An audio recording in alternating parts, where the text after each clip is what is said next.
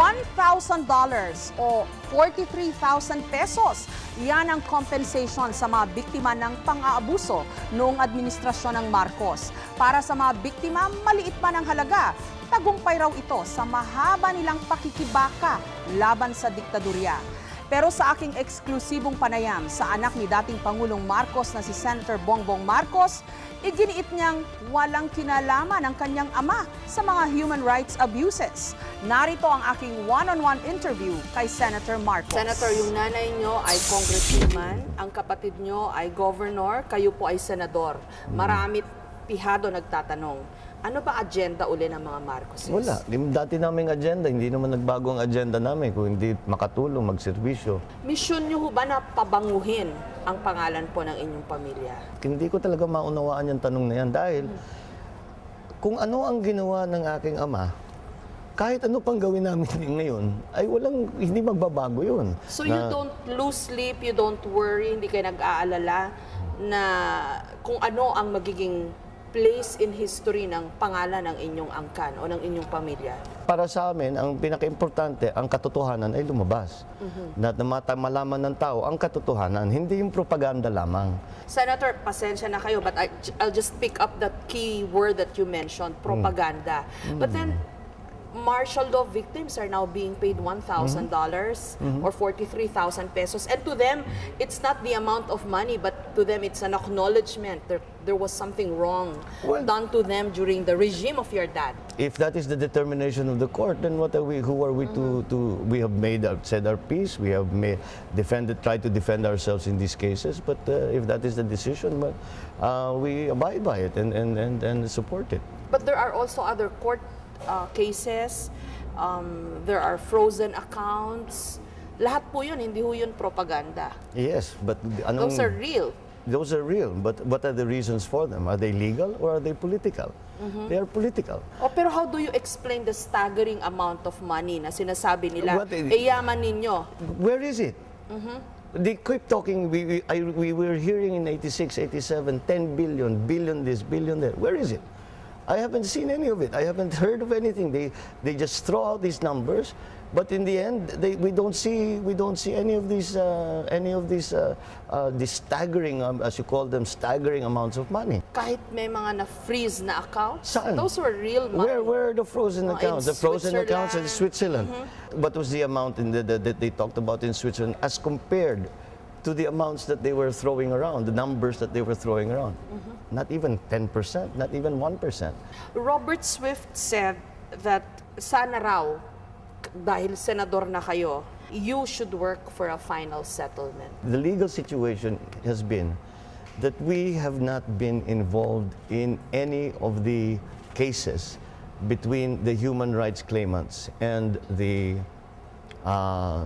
Philippine government. Ang kailangan magkaroon ng settlement ay yung human rights claimants at saka yung gobyerno. At kami wala na kami sa diskusyon na yon. Senator, clarification lang po. Dati, pag tinatanong kayo sa human rights violations, at some point you said, I don't know how to answer that question. But you reportedly told the New York Times, let me just quote from there, there may have been abuses, but they were never a part of the policy of my father's administration. So parang how do you reconcile the two? Now you're acknowledging that nagkaroon ng human rights violations. Yes, but my point is that kung yung isang sundalo nalasing at sinuntok yung isang tao, paano di parusahan ninyo yung taong yun? Hindi naman siya inutusan na gawin mo ito. Hindi parte yun ng administrasyon ng aking ama. But there were thousands. Marami hong nabiktima ng martial law. Some people disappeared. A lot of people were tortured, jailed. You know, well,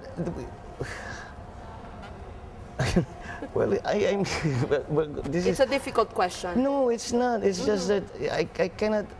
It's a question that we have talked about again and again and again. And the cases have already gone through the courts. What more can be said? You say, what more can be said? I really don't know. I'm quite at I'm at a loss. Ang sabi niyo ho, kung hindi umalis ang inyong ama. Sana naging Singapore tayo. Pero sabi ni Noynoy, kung hindi umalis si Marcos, baka naging Libya raw ang Pilipinas. Dapat mag-ingat-ingat tayo na sinisiraan natin yung Libya habang nandyan yung ating mga kababayan na naghihirap na tumakas at umalis sa gulo. Nasasabi ko na talagang ayan ang aking paniniwala dahil alam ko yung plano nila noon. Alam ko yung plano ng aking ama. Kaya kung natuloy ang mga planong yun, kung yung aking ama naging pangulo pa ng ilang taon, natuloy yung mga planong yun, di kung ano man yung nangyari doon sa mga tiger economies or emerging markets as they're called now, ganun na rin tayo. So ayaw niyong sagutin si Pinoy. Anong sasagot ko? Ano yung tanong? Libya daw tayo pag hindi umalis si Marcos. I don't know what that means exactly. Marcos, Aquino, diba? It comes with a lot of history. Sure. And that history is there. But now what? Okay, so that happened. 86 happened. Marcos Aquino. Okay, naglaban-laban. This is what happened. 86, the government, my father's government fell.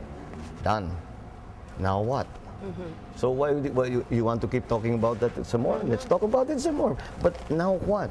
Now you want your father buried in libingan ng mga bayani.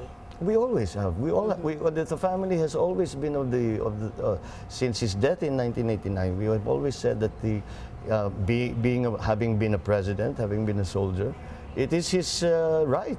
But yung nanay po ng presidente ngayon, former President Cory Aquino, refused. Ayaw niyang ilibing sa libingan ng mga bayani si Marcos. Anong prospects niyo ngayon na anak niya na ho ang namumuno?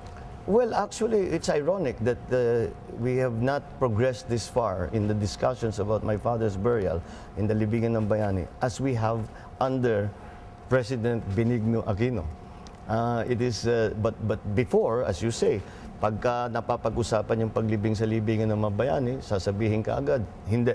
At least dito sa administrasyon ni President Noynoy, meron naman tayong nakikita na may pag-asa. Last question at medyo personal. Mahirap bang maging Marcos, Senator Marcos?